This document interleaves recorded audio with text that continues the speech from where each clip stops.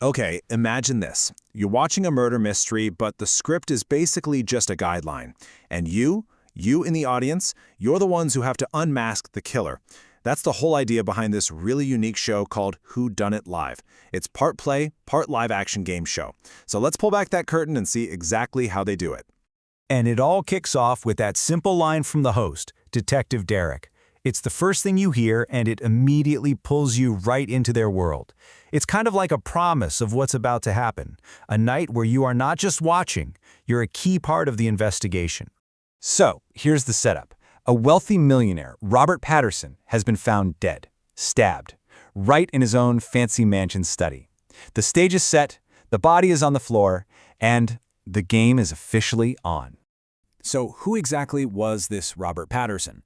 Well, we learned pretty quickly he was a shrewd guy, maybe a little corrupt, and he definitely made some enemies along the way.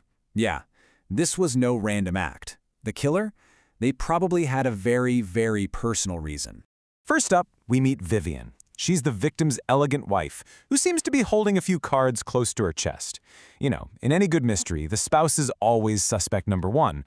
And we find out pretty fast that her marriage to Robert was, well, let's just say it was complicated. Then you've got this guy, Victor Jones, Robert's business partner. He's arrogant, feels like he's owed something, and to make it all worse, Robert was apparently about to buy him out of the company they built together. Now that is a serious motive for murder. And of course, you can't have a mansion murder mystery without a butler, right? Here it is, Jeeves.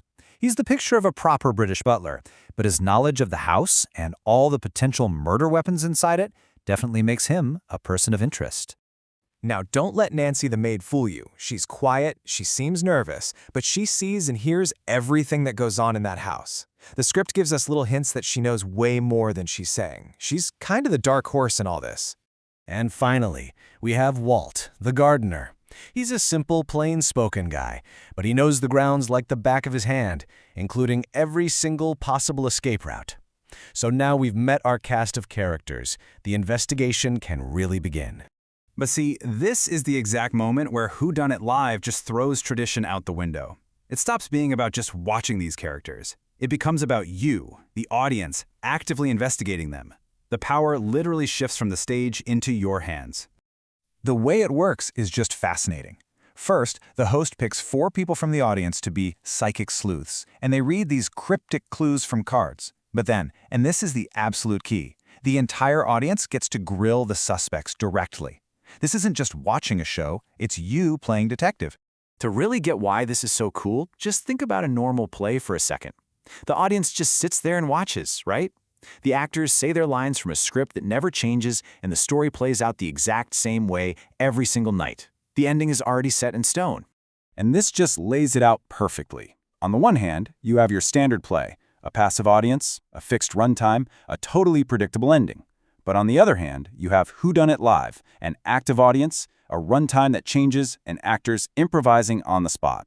It means no two shows are ever the same. So with the audience basically running the investigation, how does this thing actually get solved?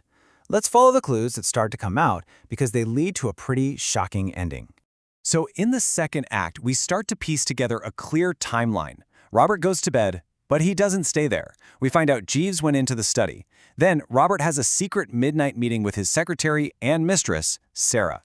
Sometime after that, he's killed and his body isn't found until 6 in the morning. And just like that, boom, everybody has a powerful motive. Victor was about to lose his whole company. Vivian was about to be humiliated in a divorce. Jeeves's alibi is starting to look really shaky. Nancy had a secret financial deal going on with Robert. And Walt, the gardener, he was secretly in love with Nancy. It is a seriously tangled web. And this is the exact question you're wrestling with in your seat. You've got all these great motives, this foggy timeline, who actually had the means, the motive, and the opportunity to do it. And then, the confession.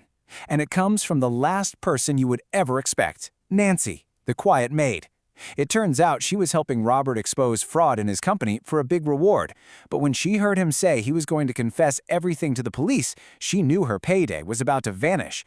Her motive wasn't revenge. It was pure, simple greed. So, the whole picture snaps into focus. Nancy was the killer, driven by greed. Walt, her secret love, was her accomplice who helped her get away. And Vivian and Victor, the two most obvious suspects, They were just classic red herrings to throw everyone off the scent. Okay, so it's a really satisfying mystery. But the real question is, how does a show with this much unpredictability actually work night after night? Let's dig into the mechanics that make this whole thing possible. The whole thing really comes down to improvisational theater, or improv. While the main story beats are scripted, the actors have to think on their feet.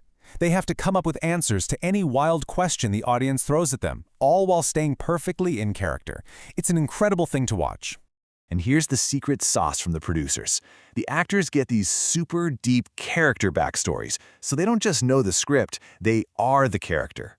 Rehearsals are all about practicing improv, and the host, he's like the conductor of an orchestra, guiding the flow of the entire investigation. And this number right here really tells the story. The show's runtime can change by as much as 30 minutes from one night to the next. That entire difference, it's created by the audience. It just shows you how much their questions really shape the entire performance. You know, what starts out as what seems like a simple murder mystery ends up spiraling into this much deeper story of fraud, affairs, and betrayal. And that interactive format is so important because it lets the audience peel back all those layers themselves. It makes the final reveal that much more rewarding. The show leaves you with this one final, really provocative thought that kind of sticks with you long after the curtain falls. The next time you're at a party, just remember, what secrets might be hiding behind all those polite smiles?